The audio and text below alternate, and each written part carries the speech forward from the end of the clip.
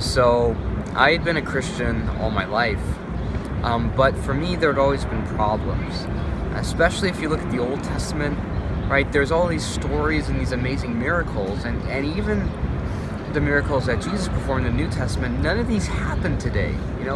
Today's world is a rational world, is a skeptical world, and we need scientific proof, right?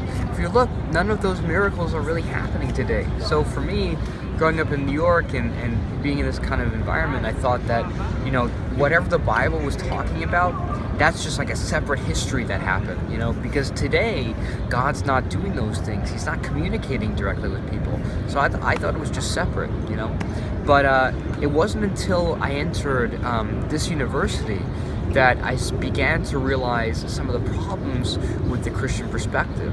I came here and I studied Latin and ancient Greek, and an important part of that study is philosophy and learning about the major philosophers like Aristotle, Plato, and Socrates, right? And if you look at these people, they're all remembered in history and they're all famous because they questioned people's basic assumptions about life. They questioned those assumptions. There's a famous story that Socrates was invited to dinner, and he asked the guy who invited him about justice. He said, "You believe in justice, right? Then what is justice? Can you define justice for me?" And 400 pages later, right, there wasn't an answer. We still don't know. So that was important. That was deep and profound for me, because it means that people live their lives believing in things that they don't even understand and that they can't even define, right? But if we look at other fields like medicine, science, and technology, these fields are always advancing. Why? Because people always ask questions about things. How can I make this better? Is this the best way we should be doing things, right? And it's always advancing. But I realize that the Christian perspective, right? Christians here, for the most part, they're not asking questions. They never ask. They simply believe, right?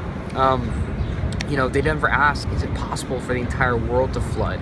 They never ask, how exactly did Jesus resurrect? Or, they never ask, so Jesus is supposed to come again, and will the world really be destroyed, right?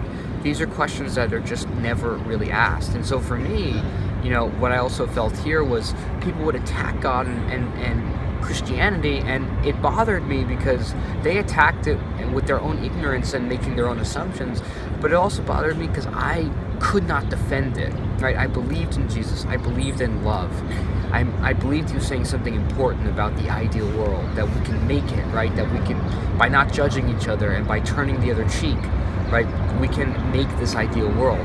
But I could not defend the rest of the Bible. I could not defend the rest of my religion because it just seemed like God worked differently, and he's not involved in that way in the world anymore. And then I met this church, right? I met Providence. My mentor, who was a pastor, he taught and he explained all the lessons to me. And he said that he learned them from his teacher, who people refer to as the teacher, right? And these lessons were amazing. Each lesson seeks to bridge our understanding of God and the Bible with a modern, relevant perspective on the world, right? And it really changed my perspective, because I realized that after the last page of Revelation, after you turn that page, God doesn't just disappear, right? He doesn't just vanish. Once we understand how God has been working throughout all history, right, we understand the way that God is even still working today, right? And it's all because the teacher was somebody who asked these questions. Growing up in poverty, he did not have resources or materials. All he had was the Bible, and all he had was a hope in Jesus in the ideal world. And with that, he asked questions, and he prayed, and he tried to study it. And eventually, what he arrived at was a truth that is possible to change the world and to change Christianity, right? An understanding about God and how he works. And so, then I heard from my mentor that the teacher had actually been put in jail. Right? And you can look at it for yourself and look at the facts.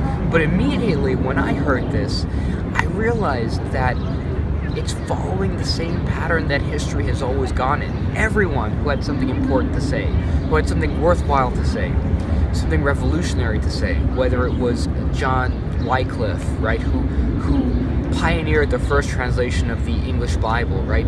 Or if it was Galileo who asserted against the church that the earth is not at the center of the solar system, or Martin Luther King advocating for civil rights, or Gandhi, or Socrates or even Jesus, right? All of these people had something to say.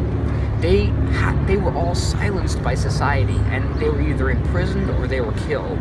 And I realized that here, these lessons and the teacher have something to say about the state of Christianity and have something to say about achieving the ideal world. And because of that, society had to silence that voice, had to silence it. So I realized that, through looking at these situations. And ultimately, people don't accept the truth. They don't like to hear it. It's shocking to think about, but if you look at history, and if you look at the intellectual history in the West or in the East, people don't like new ideas. They like to be comfortable. They like to believe. They don't like to ask questions. So for me, at the end of the day, more than a Christian perspective, it's more like all human beings, we all share the same reality. We all live in the same world, right? So it's not really a matter of the Christian perspective, but it's a matter of, are you somebody who wants to raise their level? Who wants to raise their level above the level of skepticism? Who wants to raise their level above the level of just blindly believing, right? So the way that he lives his life doesn't change no matter where he is, and testifies for the fact that God is real, right? God exists, he's real, and he's reaching out to you. He reaches out to you through nature, through people, and especially through the Bible. So if you want to understand more about how God's reaching out, and if you're somebody who wants to raise their level of life and understanding and learn from someone amazing, then you have come, in fact, to the right place.